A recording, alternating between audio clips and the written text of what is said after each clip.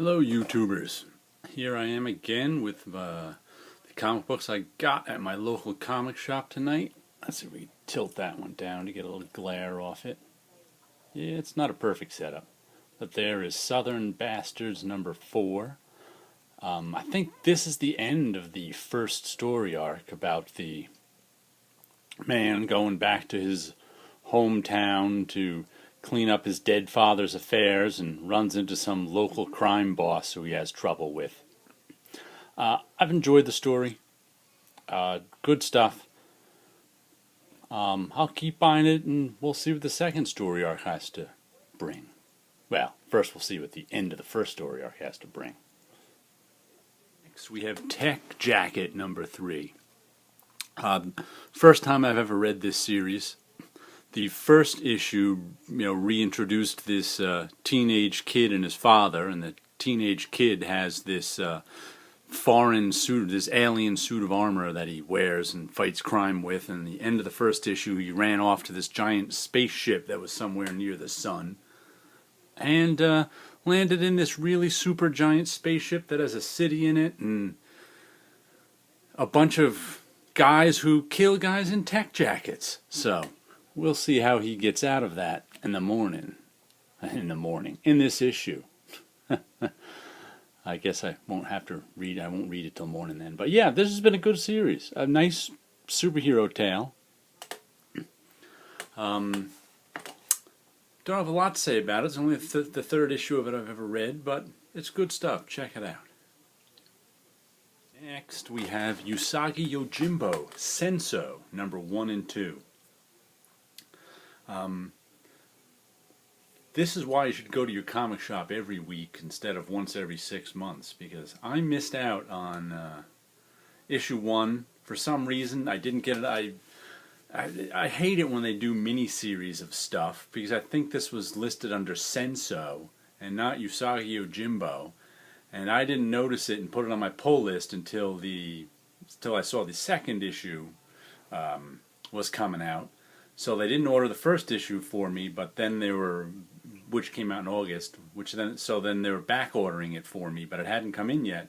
But they pulled that out of some other guy's bag who only comes in once every few months. So it'll be in, the reorder will be back in his bag by the time he gets there. But they're, since I go to my comic shop every week and they like me, they said, we'll look for it in the store. We'll find it in someone else's bag who isn't likely to pick it up for a while. And so they did, and I got issue 1 and 2 this week. I'm a big Usagi Yojimbo fan. I've been buying it since the 80s. 30 years of Usagi Yojimbo, it says. So I've probably been buying it for around 30 years. I don't think it appeared first in a funny animal anthology comic called Albedo, I think. I don't think I ever saw it then. I got it when must have been Fantagraphics published Usagi Yojimbo number 1 way back in 1986 or whenever it was. I can't remember. But it's a very good, I don't know if you've ever seen Usagi before. He's a cartoon rabbit. This one actually takes place in 30 years in the future from the regular storyline. But it's normally in black and white. Sometimes they have color specials. But Stan Sakai, who does it, is just a really good storyteller and does a really nice job with Usagi. So I'll keep buying it as long as they keep publishing it. And that was it for my regular comics this week. But since they came out with these lenticular motion covers, I figured I may as well pick one up to have them. I normally don't buy any Batman or even DC or Marvel comics. But, I bought one of the gimmick covers last year, so I figured I'd buy one of them this year. It seemed, hey, look at that. That guy disappears and reappears due to the angle of the cover and the lenticular motion.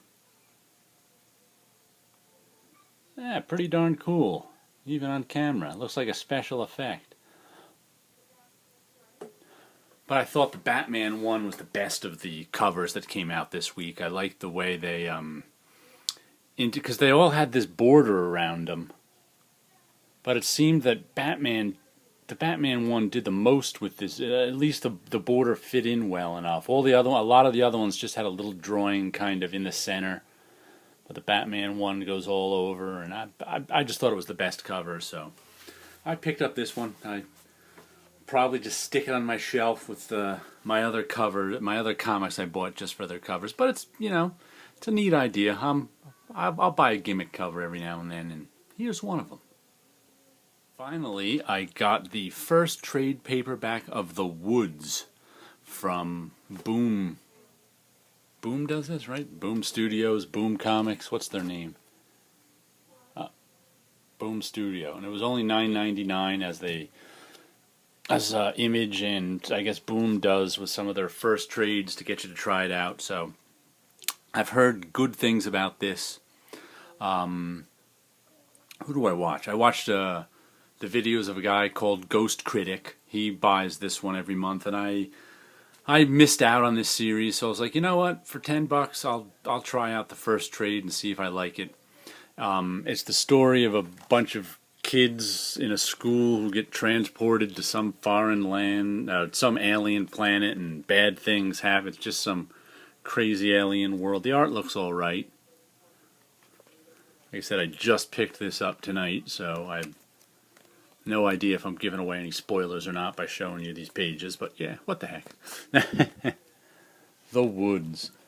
Yeah, there's a few other things I want to pick up on a slow week like this with only, 3 or 4 of my regular comics, but that one doesn't lenticular motion at all. Now I'm disappointed, but it does have some weird coating on it. Look at those kids are glossy, and the background is matte. Alright, they were doing something with it to get those kids to stand out from the background. Look at that shine. Boing! Anyway, those are my comics for the week. And what did we learn this week? Pick up your comics every week and sell your first volumes of trade paperback for $9.99. Those are the lessons I took away. Alright, have a good week, everyone out there.